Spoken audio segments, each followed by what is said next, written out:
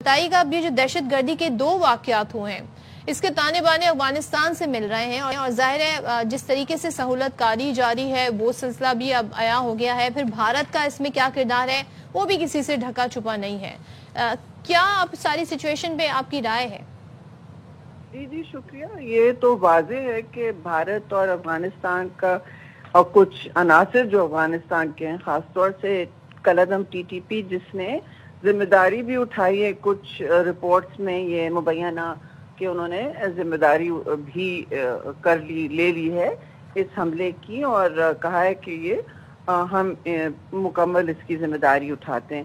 تو شاید ایسا ہے کہ انہوں نے کیا نہ کیا لیکن ذمہ داری بھی لینا چاہ رہے ہیں. تو یہ سارے جو اعتراف ہیں اس بات کی عکاسی کر رہے ہیں کہ عوامل کے لیے ہمیں دور دیکھنے کی ضرورت نہیں ہے. جی بھارت پراکسی وار شروع کر چکا ہے، کافی دنوں سے یہ دیکھ رہے ہیں ہم.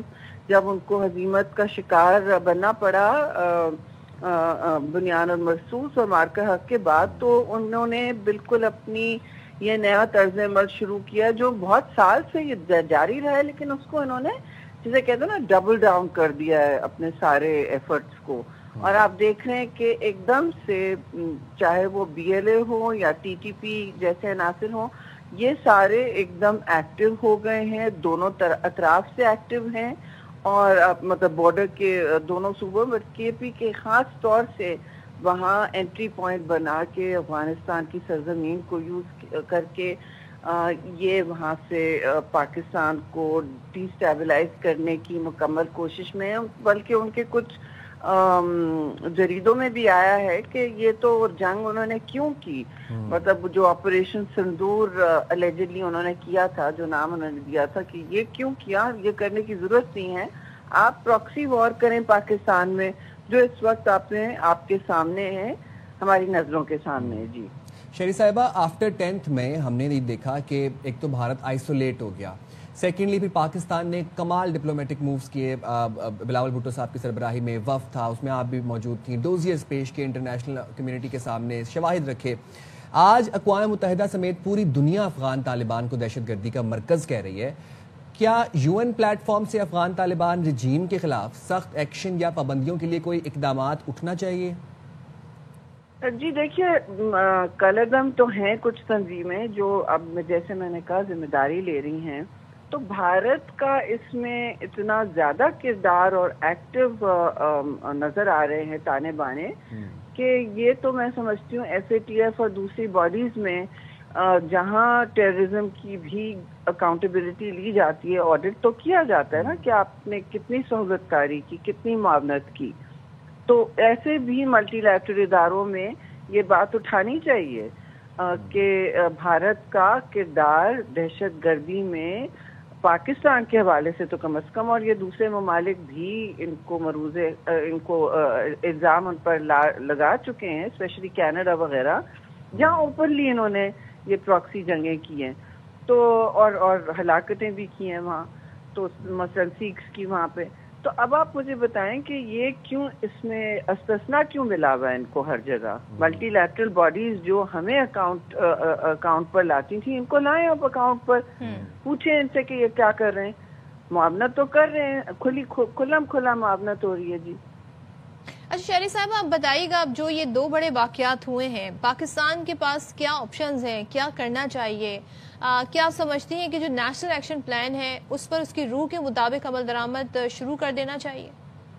جی میں نیشنل ایکشن پلان کی تو بات نہیں کروں گی اس وقت، کیونکہ وہ ایک ڈاکیومنٹ ہے جو پہلے بنایا گیا تھا، پھر جو بنا تو میری نظر سے گزرا نہیں ہے. لیکن اس میں کوئی دو رائے نہیں ہے کہ آپ دیکھیے ایک کنسنسس تو ملک میں ہے، اور جب کنسنسس ہوتا ہے دہشت گردی کے خلاف تو اقدامات اور آپشنز جو ہیں آپ کے کافی بڑھتے جاتے ہیں. لیکن پہلی بات تو یہ ہے کہ، اور آپ نے نیشنل ایکشن پلان کا چلیں اسے بھی دیکھ لیں، ہر جگہ یہ ہے کہ آپ اپنے بارڈر کی اطراف میں موبلائز کریں جو لوگ آپ کے ساتھ ہیں، اور جو دہشت گردی کا بیچارے وہ بھی سامنا کر رہے ہیں لوگ بہت سارے، تو خاص طور سے مقامی لوگ، لیکن وہ اکیلے دہشت گردوں سے لڑ نہیں سکتے. ان کے پاس ماڈرن اکوپمنٹ ہوتا ہے، ایسا اکوپمنٹ ہوتا ہے جو کہیں دنیا میں نظر نہیں آتا، اور وہ وہاں خاص طور سے جب افغانستان سے آتا ہے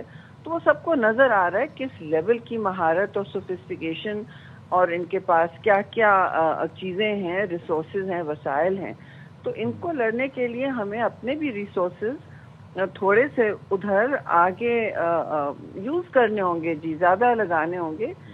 اور ہمیں آتا ہے کاؤنٹر ٹیررزم، میں ضرور کہوں گی کہ پاکستان کی مسلح افواج کو کاؤنٹر ٹیررزم میں خاصی مہارت ہے 2010 سے جی. اور جتنے آپریشنز رن کیے، بہت سارے لیسنز لرن کیے، اور پھر بہت کامیابیوں سے ہم کنار ہوئے نا، جو باقی دنیا میں ایسا نہیں ہوا ہے. باقی دنیا میں کاؤنٹر ٹیررزم سکسیسز بہت کم ہوتی ہیں، اور بلکہ آدھے وقت تو یہی چلتا رہتا ہے کہ دو دن امن کے ہوتے ہیں اور 4 دن پھر جنگ کے. تو کاؤنٹر ٹیررزم میں یہ ہوتا ہے، حملہ آور لگے رہتے ہیں، وہ پیچھے ہٹتے ہیں، پھر ریٹریٹ کر کے آگے آتے ہیں.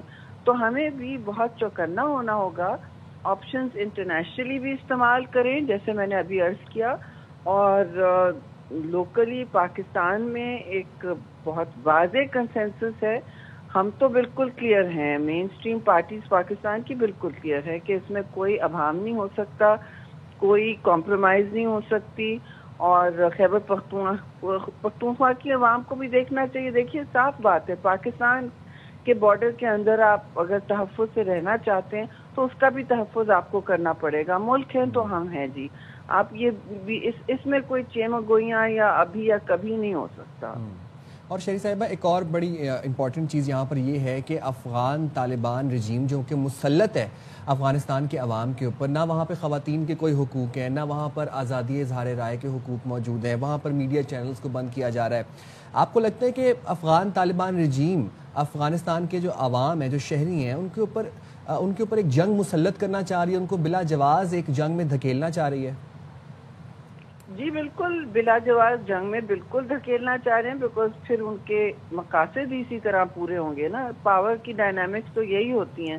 جب آپ ایک معاشرے کو کی نمائندگی نہیں کر سکتے، جب آپ وہاں کچھ اپنا لیجیٹمیٹ پاور ایکسرسائز نہیں کر سکتے، تو آپ طاقت کا ناجائز فائدہ اٹھاتے ہیں. اور یہ ٹیررسٹ تنظیموں کا ہر جگہ یہ کال اور فیل رہا ہے کہ وہ اپنی طاقت اور ناجائز طاقت کو استعمال کر کے، غلط استعمال کر کے، لوگوں کو دھونس دھمکی کر کے جنگوں میں کانفلکٹ میں ملوث کرتے ہیں، جنگوں میں ملوث کرتے ہیں، جس کا کسی کو پتہ نہیں ہوتا کیوں ہو رہی ہیں. اور عوام جو وہاں کی ہوتے ہیں، عوام الناس جو ہوتے ہیں، ان کے پاس تو کوئی حقوق نہیں رہتے. حقوق تو چھوڑے، ان کے پاس کھانے پینے کو اشیاء نہیں ہوتے. تو جنگ ایک بہت مشکل مرحلہ ہوتا ہے کسی بھی ملک کے لیے. تو یہ قومیت بھی یہ سب کچھ چھین رہے ہیں نا افغانستان کی عوام سے بھی، یہ سب کر کے. ٹھیک ہے، تھینک یو سو مچ. شہری رحمان صاحبہ ہمارے ساتھ ساری سچویشن پر بات کر رہی تھیں، اور اس سے پہلے ڈاکٹر قمر چیمہ تھے. اور ظاہر ہے پاکستان نے دیکھیں ہمیشہ سے امن کی بات کی ہے، لیکن جب اس طرح کی دہشت گردی کی کارروائیاں ہوں گی تو پاکستان جواب کا حق رکھتا ہے. اور پاکستان نے ماضی میں بھی بتایا، چاہے وہ بھارت ہو چاہے افغانستان ہو، کہ ہماری کیا کیپیبلٹیز ہیں، کیا کیپیسٹی ہے. لیکن جو اس طرح کی کیے جاتی ہیں حرکتیں، خودکش حملہ آور، چھپ کے وار کرنا، یہ والے جو عناصر ہیں، ہمیں پتہ ہے اس کے پیچھے سہولت کاری کس کی ہے، کس کی جانب سے یہ سارا سلسلہ جاری ہے. یہاں پر سوال یہ اٹھتا ہے کہ جن کنٹریز نے کی ثالثی میں جو ہے مذاکرات کا ایک سلسلہ چلا تھا، ان کو بھی اس ساری صورتحال کو غور کرنا چاہیے کہ یہاں پر پاکستان کے لیے جو بارڈر ہے ہماری افغانستان سے جڑی، وہاں پہ کتنے خطرناک عزائم کے ساتھ جی وہاں کی گورنمنٹ بیٹھی ہے، اور کتنی سہولت کاری وہاں پر دہشت گردوں کی. لیکن دشمن کو ایک واضح پیغام ہے کہ ہم ڈریں گے نہیں، ہم جھکیں گے نہیں. پاکستان کی عوام، پاکستان کی سیاسی جماعتیں سب پاک فوج کے شانہ بشانہ کھڑی ہیں جب تک اس دہشت گردی کا جڑ سے کلا کما نہیں ہوتا.